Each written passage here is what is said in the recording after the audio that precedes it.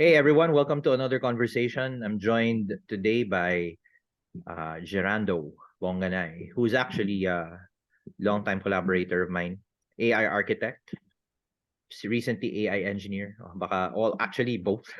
Anyway, I'll turn it over to Je to introduce himself. So hi Je, welcome to Conversations. Hi, Doc. So, yeah, tama si Doc. I'm more AI architect right now. Pero in my past life in the development, like data engineer, AI engineer, business intelligence. I don't like BI, bad influence yung sinasabi minsan. At least hindi DI. So, Yeah. oo. Pero sige, since you started with your CV, um what's happening now sa mga jobs, because I suspect something is Uh, happening, it's been parang sort of stable for some time since data science became popular, but now obviously with the advent of generative AI, the careers are starting to change. So I don't know what's happening with you, no? I mean, how are you feeling the change in the jobs? well, grabe ang changes ngayon right now, Doc. Especially for the data science role. Yung data scientist ngayon is something na before it was just, they just put it on their, how do I call this, job posting of a company, pero ang totoo, business analyst lang yung naman yung kailangan nila. But now it's different. Mm, With regards to the generative AI coming in, hindi na data scientist ang hinahanap ngayon. Prompt engineering, if you go outside of the country, prompt engineering, AI engineering is the new thing right now. right. There's still data scientists, but then again, they still have a blurred line for being a data analyst or data scientist. But with AI engineering, talagang more on the AI side, prompting talaga yung hinahanap. So medyo Mm, clear pagdating mm, sa AI.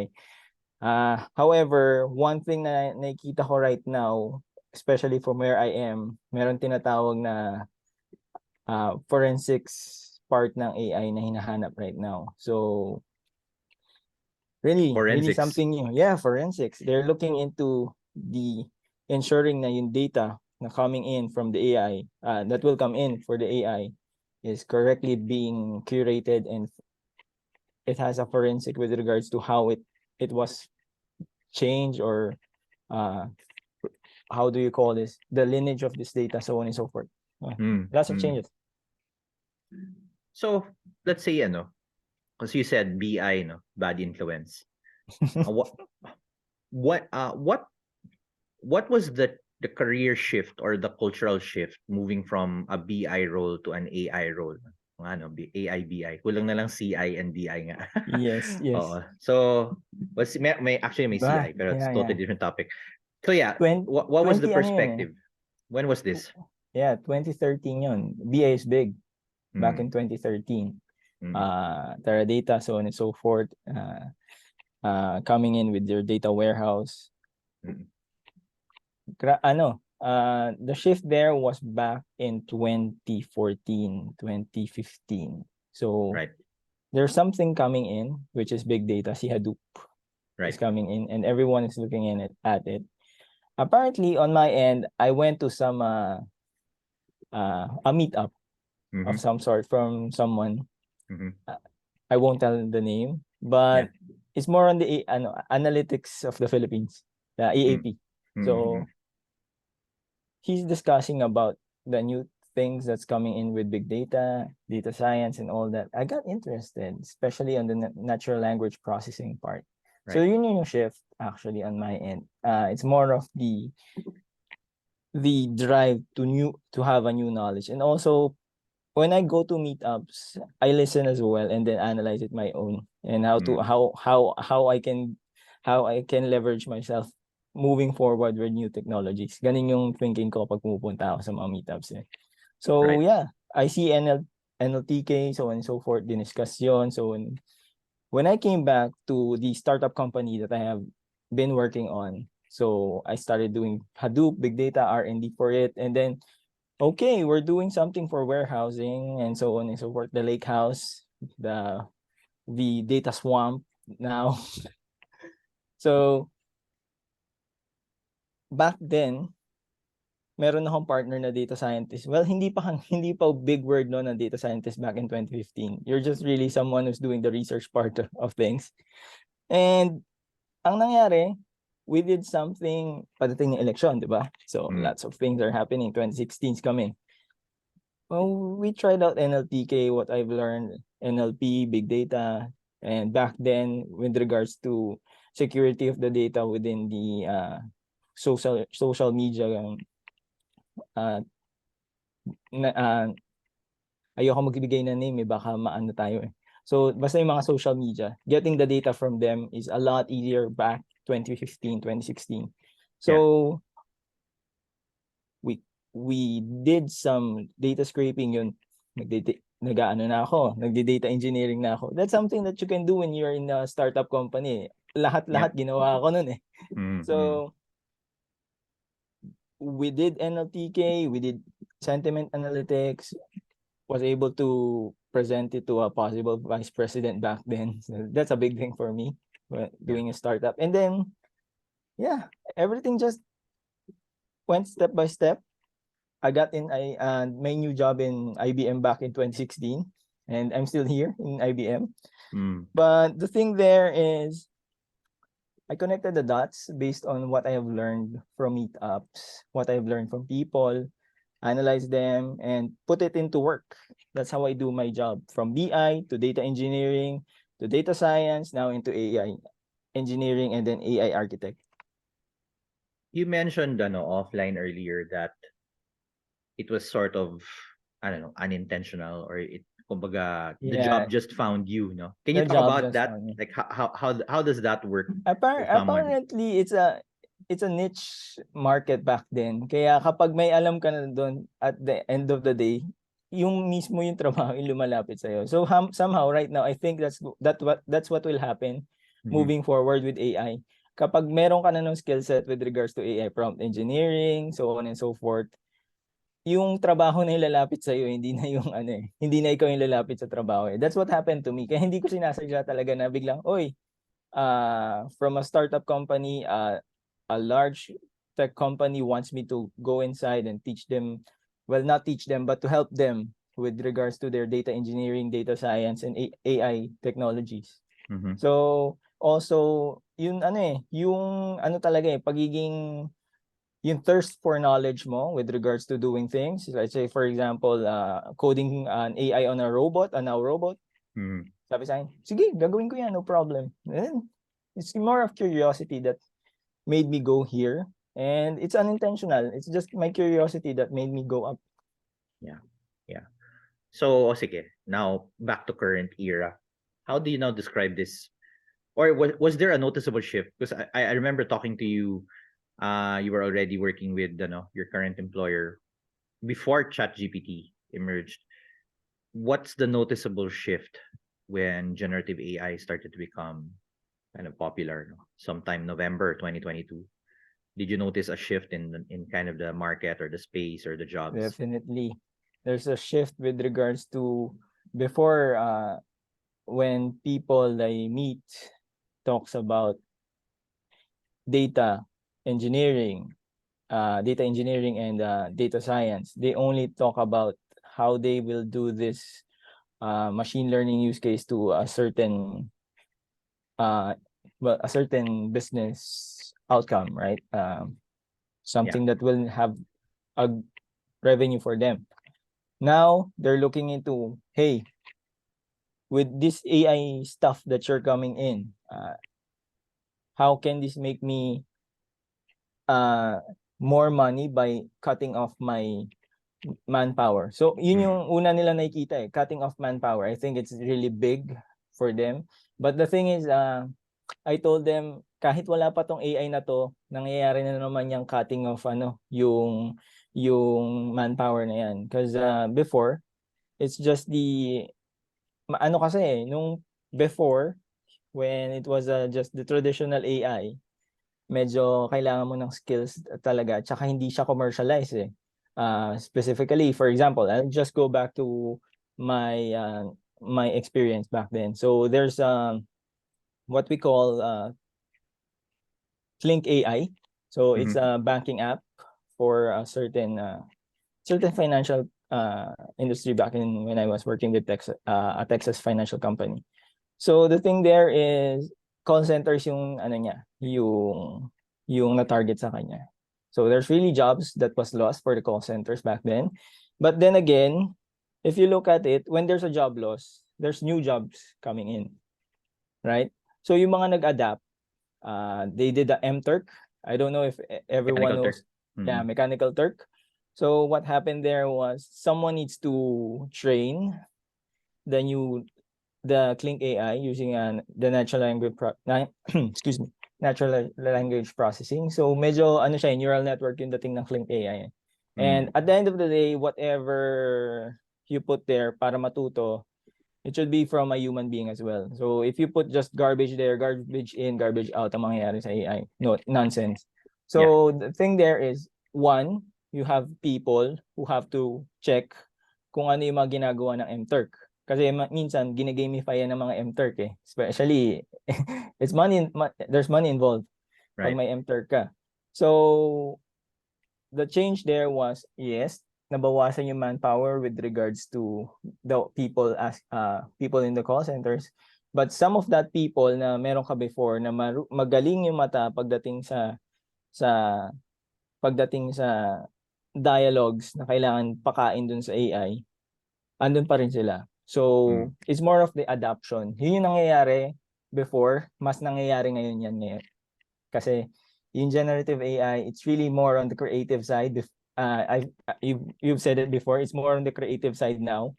So, mas nagiging creative pagdating dun sa fluency ng how do you create your English language. Yun yung mostly tinatamaan ngayon, yung English language, and so on and so forth.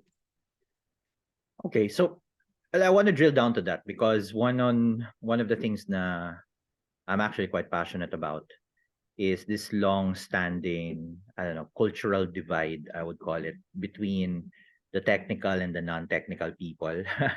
Wala na yung divide na yun halos, Doc. Yeah. Can you talk about that? Because obviously that's been a hurdle in not just AI but analytics adoption ever since, no? So what do you think about that? Is that something that will change, or as you just said? It will further change, Doc, especially with what is being put out on the foundational models that's coming out of big tech companies or just startup companies.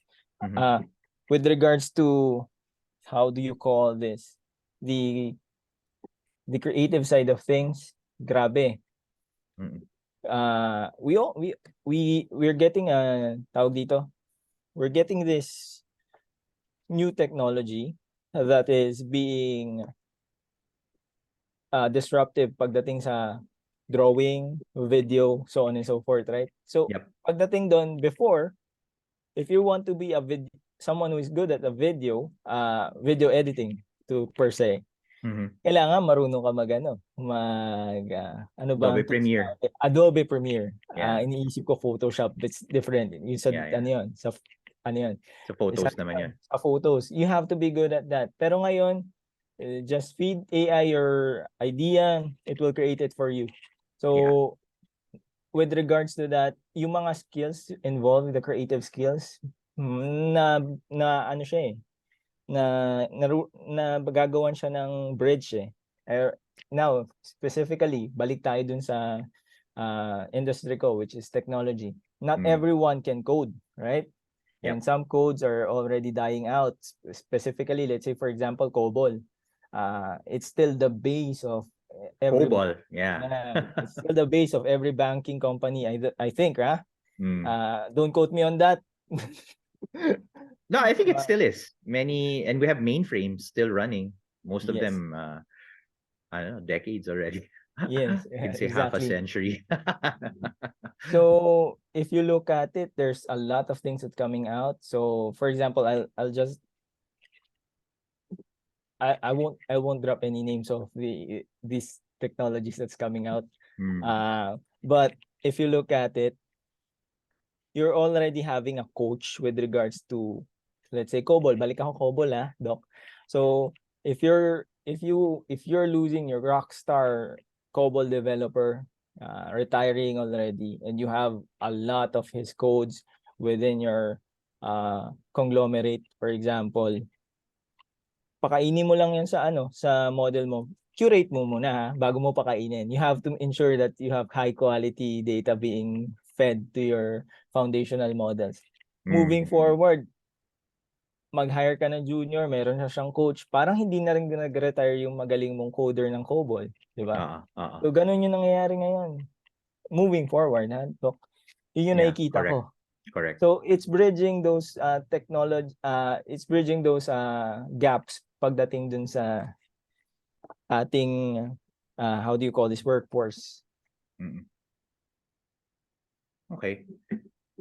Let's talk about practical AI. No? That's the term I love to use now, because if there's one thing that, I don't know, I can't say hate's too strong, but something I didn't really approve of when data science became popular was it naturally became parang an avenue for gatekeeping. You know, people were gatekeeping based on academics, your degree, your background, of course, programming. I mean, definitely you need skills to do data work for sure. But I hate that it became kind of a war of attention and authority as opposed to something democratized. Obviously, you know, we are tech people. We support open source. We support democratization. But for some reason, data science, at least in the initial stages, became very elitist. And I think to a certain extent, that's still happening now. Yeah, it's still happening. I wonder if AI will follow the same path. What's your sense, or should it follow the same path? Just thinking out loud. No?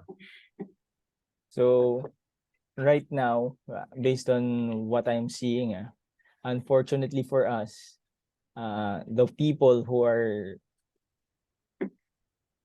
doing the, how do you call this, calling the shots, are looking at AI, the AI engineering, moving forward to their home base, to their business. They're looking at it as a part of data science as well. So that's something that is very much, I believe, somewhat pwede, but the thing is you have to remove yung elitist nga na sinasabi mo.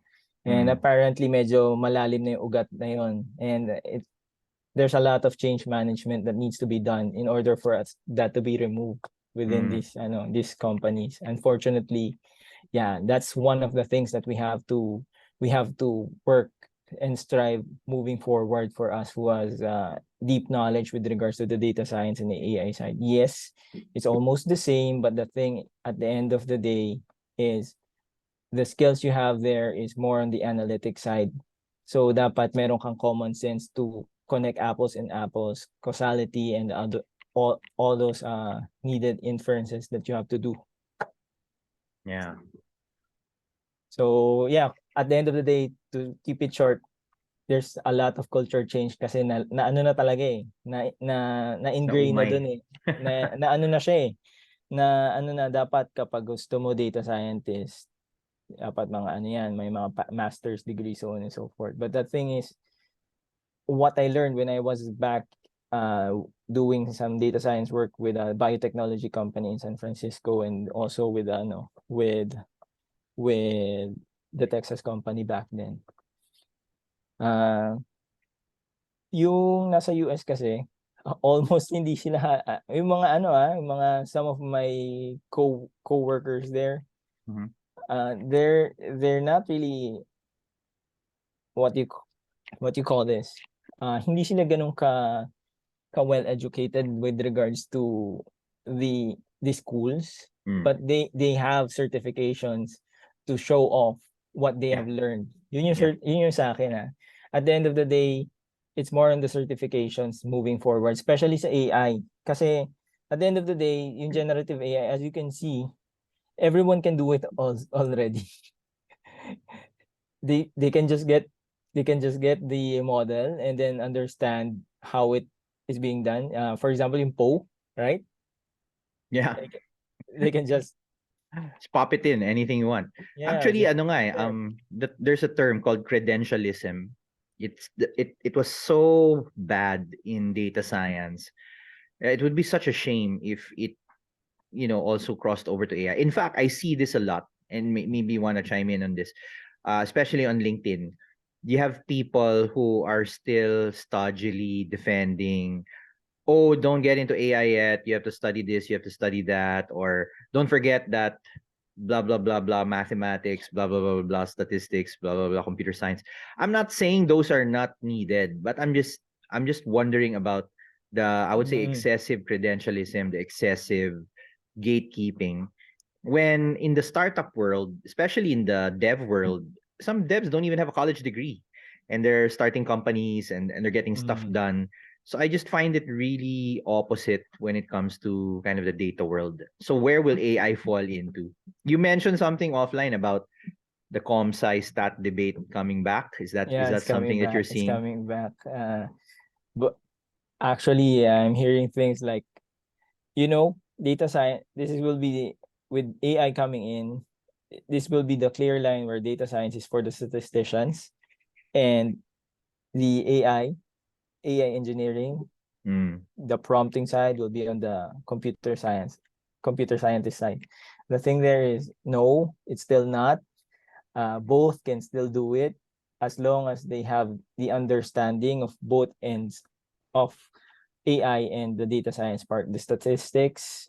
At the mm. end of the day, they can go to AI engineering. But the thing here is we have to really change culture with the culture Yeah. of just, hey, this is the line, do this, not do that, do not do that. Uh, I think that's what is making some people have the hard time from moving from what I did from BI to AI engineering, because they really stick to that line.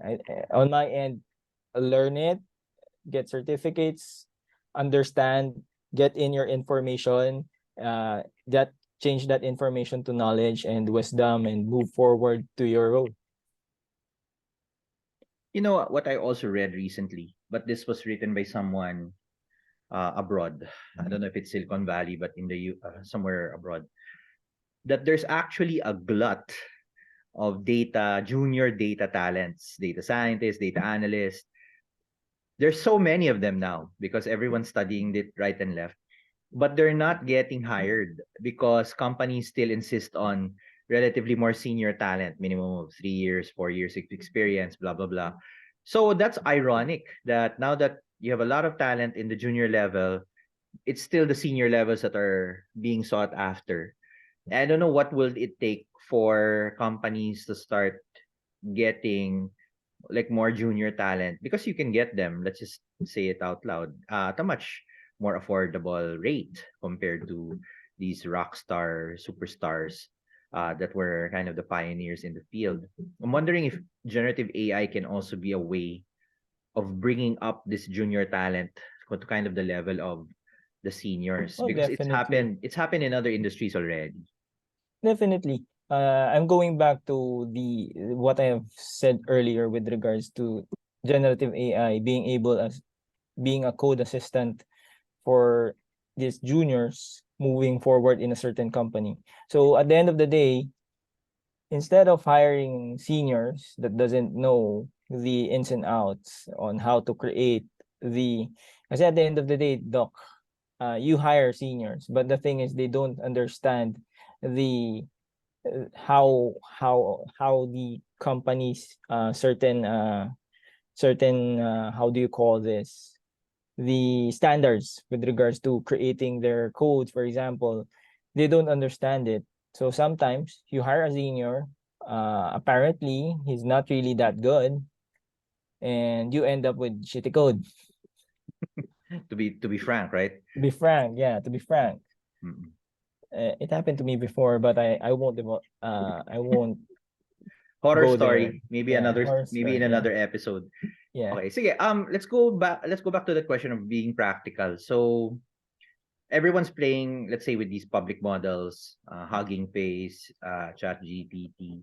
But obviously the enterprise sector, the private sector lalo, are kind of still reluctant, no? And I think it has to do with building dependency on open AI, it's just like clouds all over again, right? Yeah, you don't want to be locked into a particular vendor. But obviously it's now actually possible to download some of these models. But I think people barely understand how to actually implement them internally. Do you have any thoughts on that, on practical implementations of a large language model, like within a company? Any ideas, or where would a company start in that?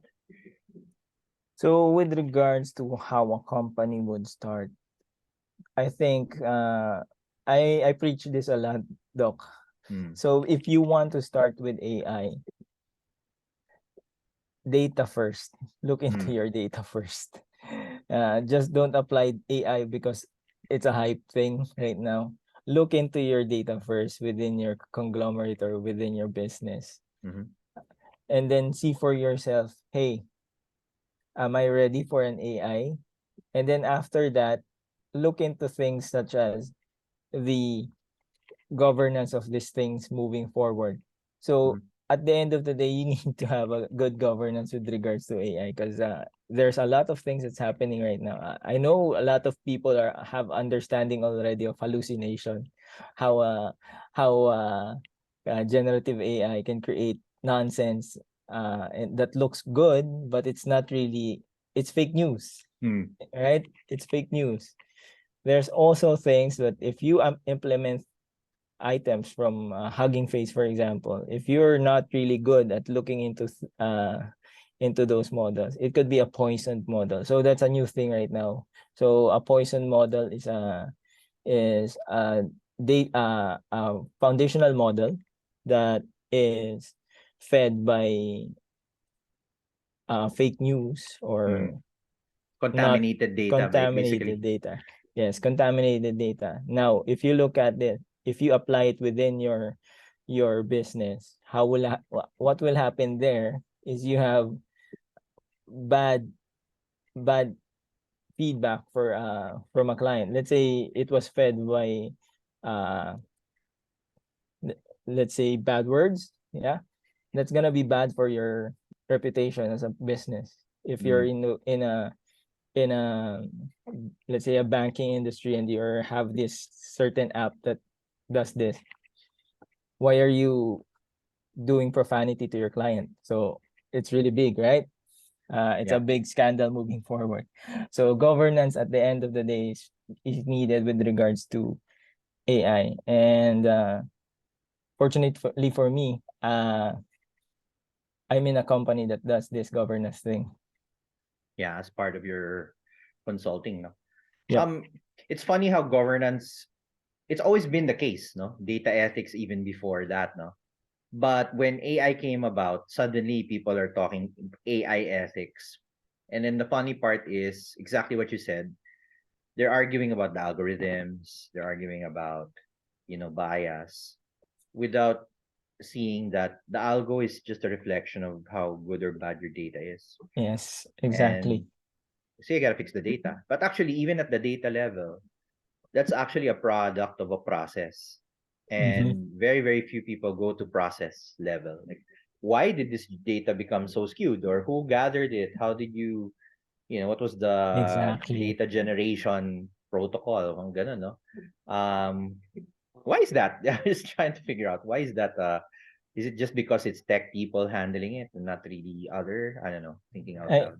on my end, I think it's the lack of knowledge with regards to how this should be done properly. They're getting into the hype and not thinking of contacting the right people to do the auditing with regards to how things should be done properly.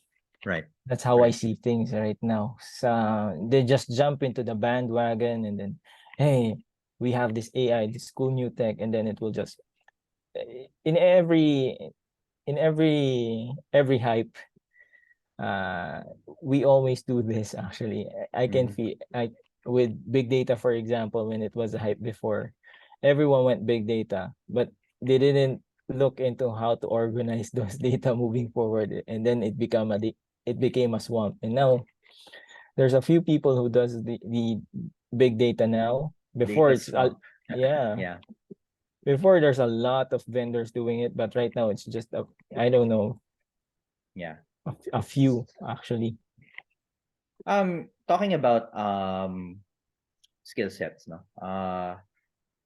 It's never really just an AI project, or it's never really just a data project. So you usually have collaborators from various fields, no. So I'm sure you've encountered this. Definitely. What's a good combination of skill sets and attitudes that really create a good project, no, a successful one?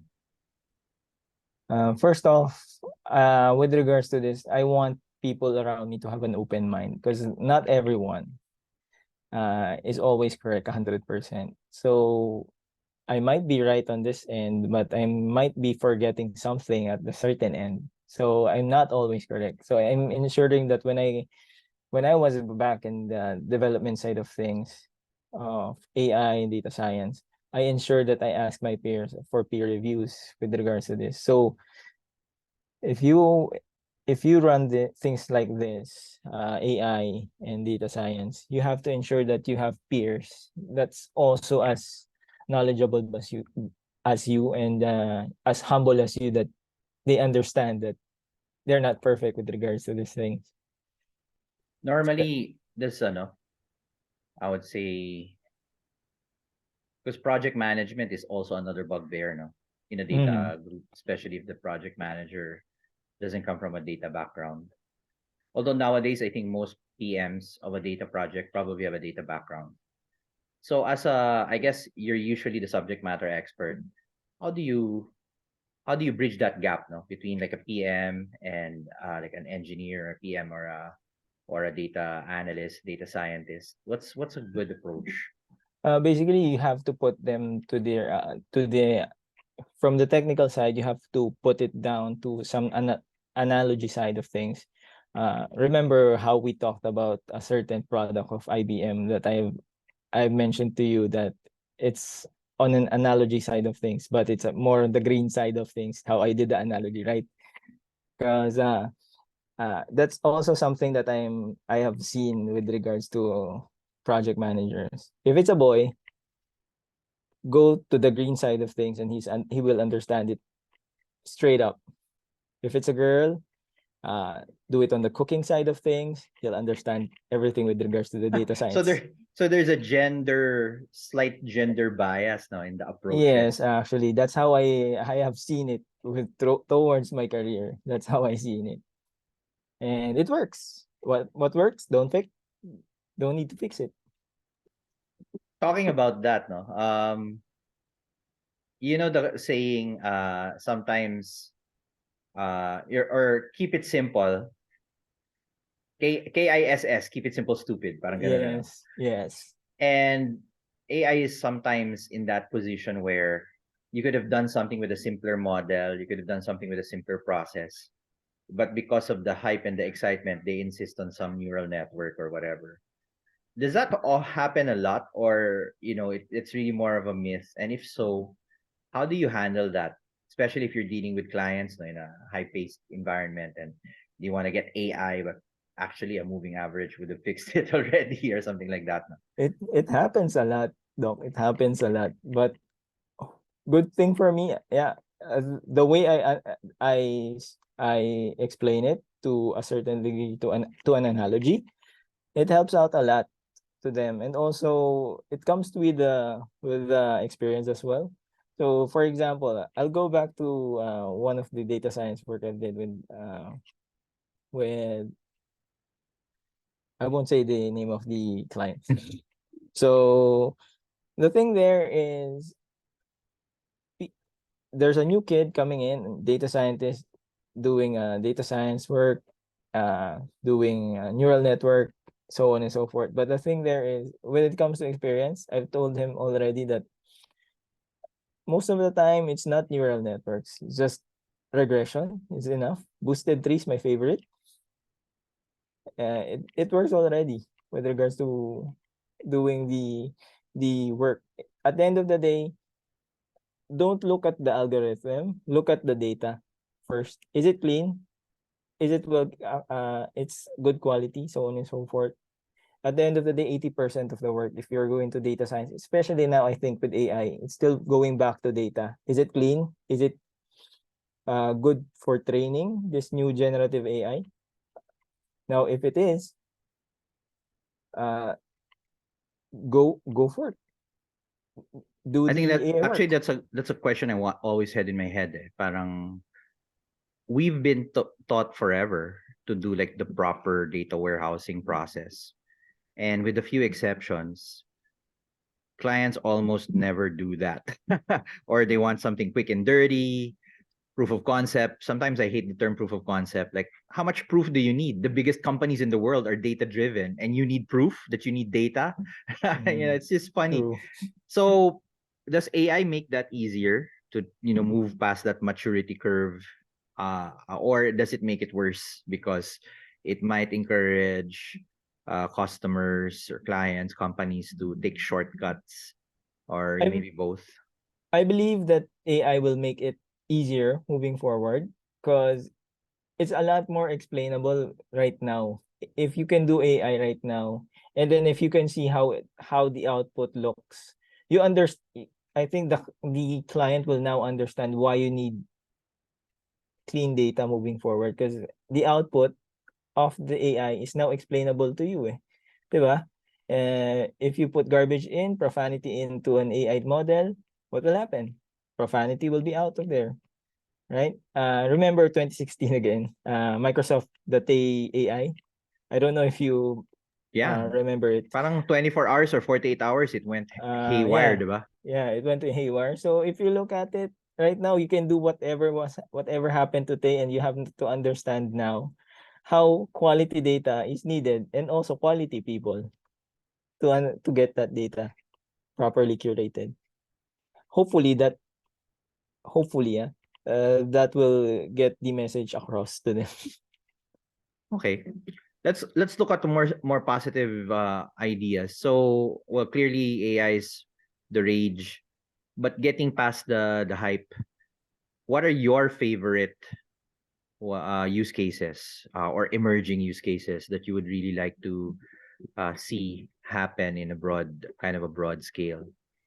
My favorite, I've been saying it a lot on this podcast actually already, Doc. My favorite is the code assistant. It will make the job of uh data scientists, developers, whatever you're developing, is it JavaScript, so on and so forth. It will make it a lot easier. Why? There's already an AI guiding you to create those codes, ensuring that it's in the how do you call it? It's in the standards moving forward. So that's one thing that I'm seeing. So at the end of the day, as I've said these things. Walang mawawala ng trabahong coder on my end. At the end of the day, you're gonna be more on the QA side of things, on how things was being done by the AI, and also it's more like a peer programming with someone who has already have the knowledge base of past programmers, right? So that's one thing. The other one that I'm looking into, that I'm so hyped about, is its ability to create uh well, we have it already with GPT and Bard right now, right? But to create new text for us. So I admit I use it from time to time to create text for me, to create some messages for someone, um, also to do well, some boring task. So with regards to this, I'm more focused on the tasks that are more intellectual, to say, for me. More needs of the needs more of my analytical thinking. So those two technologies are really something else for me. So I'm it's really hyped about very it. really a productivity use case, right? More than anything. Definitely, Mm-mm. yes. That productivity, and also gives you more time for your family, actually. Yeah. Yeah, I know you're a doting father to a brand new kid, relatively Yeah. brand new kid. So brand new, relatively young kid. So sige, I just realized we're almost at the hour, so it's really fast. Um, can you talk a bit Oo. about, let's go back at the ethics component, no? Because obviously I've talked to a lot of people about it. So most of the ethics discussions tend to be kind of on the philosophy side, which is good because that's also where they should start. But I was wondering, from an AI architecture standpoint, do we have practical uh, ideas or solutions to some of these ethics questions? You know, even basic stuff like, you know, quality models, misclassification. Any ideas you could share about, okay, if you're convinced that AI ethics and safety are important, how would you then bring that to like an AI architecture or to an AI solution? Mhm, mm. With regards to ethics, right, Doc? At the end of the day, uh, AI is driven by data, right? So if you're talking about AI ethics, you have to also talk about data ethics. That's how I always say to people, look into your data ethics first before you go to AI ethics. Because at the end of the day, again, it's just a bunch of algorithms. The AI is a bunch of algorithms written by smart people, and you're just going right now, you're just going to right now, you're just going to just feed it more data for it to understand for the generative AI things, right? So at the end of the day, how you do the data ethics, that's how you will build on your AI ethics. That's how I see it. So most of the companies already have their data ethics. Now, how do you complement that on the AI side of things, right? So that's how I see it. Yeah, the proverbial garbage in, garbage out. Now, if you have a lot of garbage, then you become garbage collectors. Exactly. Hmm. Exactly. Okay. Any parting thoughts or advice to, I guess, aspiring? I mean, if you could talk to Gerando Bonganay of years ago, starting out, what are your, So I'm I going don't to know, talk to myself, right? a suggestion to him or other people like you at that time nowadays? Keep learning, keep understanding the architectures, and then apply these architectures that you've learned. Moving forward, everything will work out. Just That's trust how in I, the data. yes, I think everyone is hyped with AI, and they're forgetting that to create AI, to create data science, it's always going to boil down to how good you have curated your data. Mm, mm. Okay, well said. So I think we should save the other topics for next episode. Certainly I'm sure we'll have a lot of reaction once people start absorbing some of the stuff you've shared. But in the meantime, looking forward. And by the way, we had a very good meetup, right? A couple of days Yes, ago, definitely. practical AI meetup. Ulitin natin yun. Yeah, we're gonna have more for sure. I think meetups need to come back because they died a natural death during the pandemic. Obviously, and you still have online, but online isn't as good as face to face. You don't have the interaction, doesn't Mhm. feel as raw. But yeah, I think both online and face to face meetups will coexist. But yeah, we have to bring back the face to face. I think Definitely. that's been missing for some time now. Actually, I've said earlier, right? Meetups are the one thing that made me go to this route. Like that sense of Meeting, community, yeah. diba? Yeah, that's Yeah, where you got your meeting, first break, right? Like the idea. yes. Yeah. Okay. Meeting much intellectual people than me Mm-hmm. at a Mm-hmm. certain level Mm-hmm. will give you really wisdom. Okay. And now you're the one giving the wisdom. Thanks a lot, Je. Hopefully they're getting wisdom from me. Of course they will. Okay, I'll catch you in the next conversation. Right? Thanks, Doc. Take care.